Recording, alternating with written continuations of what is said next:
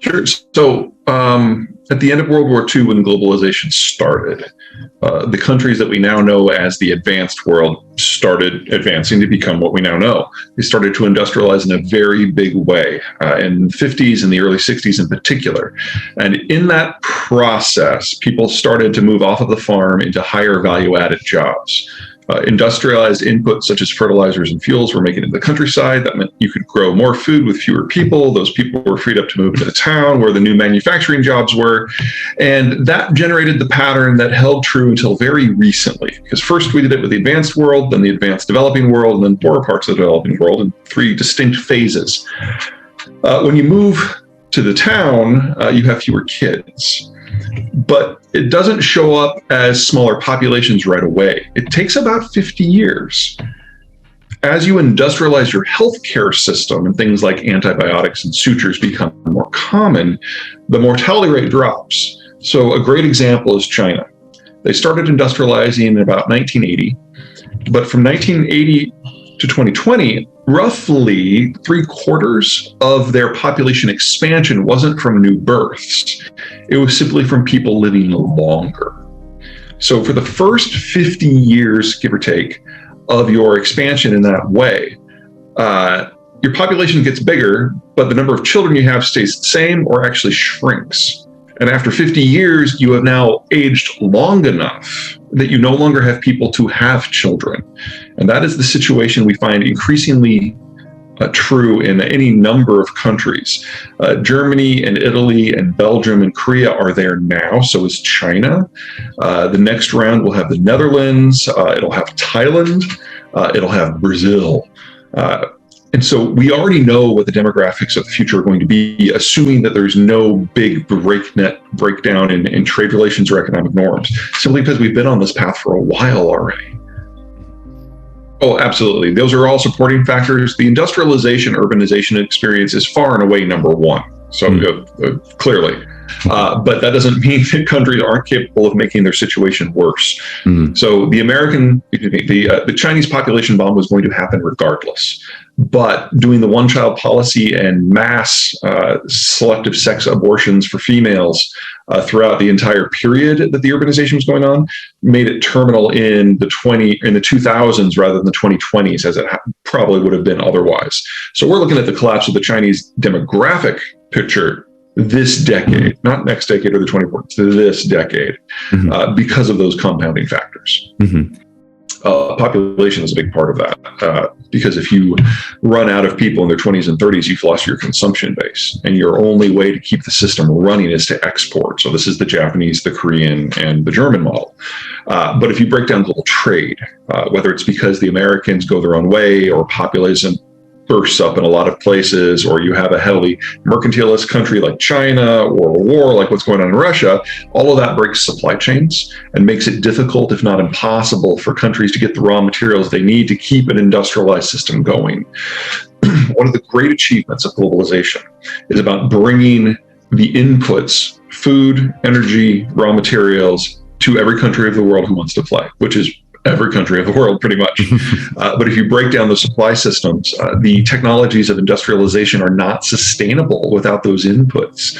So we're going to see large portions of this world, China is the country I'm most concerned about, deindustrializing as they simply can no longer maintain the inputs that make modern life possible.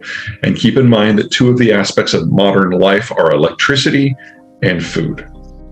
Well, you can have terminal deindustrialization and you can have terminal depopulation. 50 years on, 75 years on from globalization, number of countries whose demographic profile has gone terminal.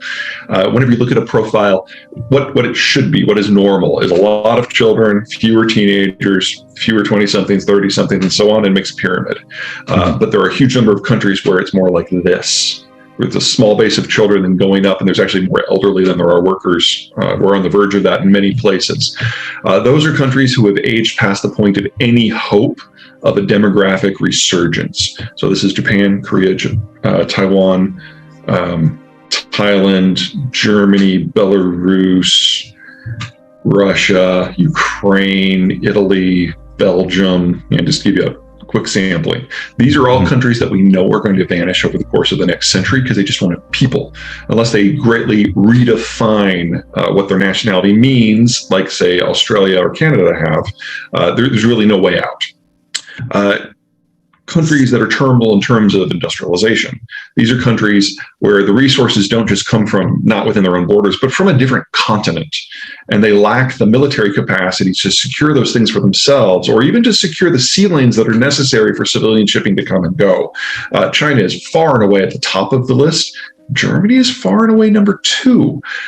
This is not a new problem for the Germans. We've seen this multiple times throughout their history, that they have the industry and they've got the population, they've got the skills, but they don't have the inputs in the markets. And under NATO and the EU, the Germans haven't had to go all Highlander on everybody in order to get that.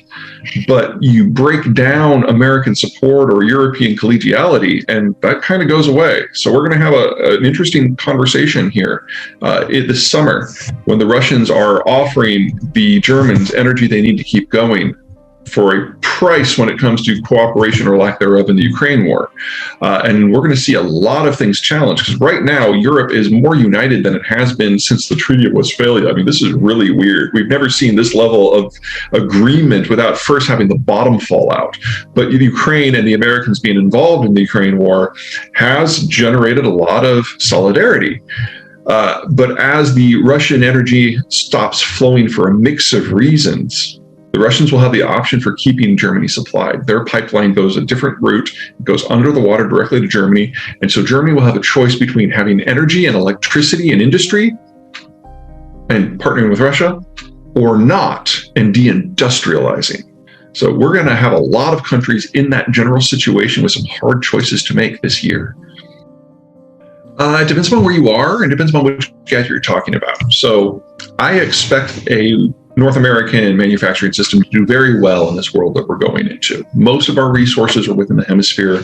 The United States has the healthiest demography for both production and consumption in the world, and Mexico has the most favorable demographic structure for production and consumption in the advanced developing world. And courtesy of NAFTA and NAFTA 2, we're partners. This is great. However, there are 2 economic sectors that are exceptions. The first is agriculture, because American producers are so efficient, they have to export about 1/3 of what they produce.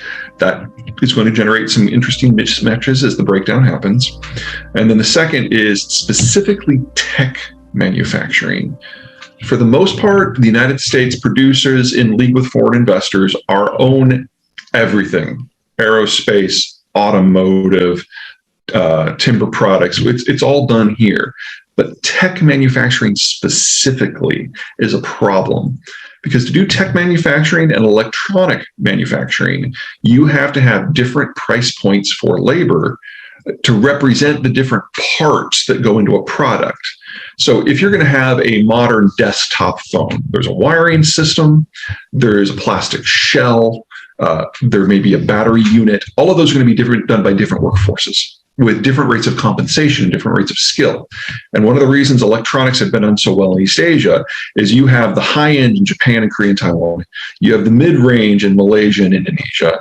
You've got the low end in China, and then the bargain basement in places like the Philippines. And different countries are playing in here. The Indians are trying to jump over and go straight to the high end. The Vietnamese are trying to jump over to China and become the next Thailand. There's a lot going on, but there's all kinds of different price points. And from the low end to the high end, it's a difference of a factor of about 10 for wages. That is really good for electronics and cell phones.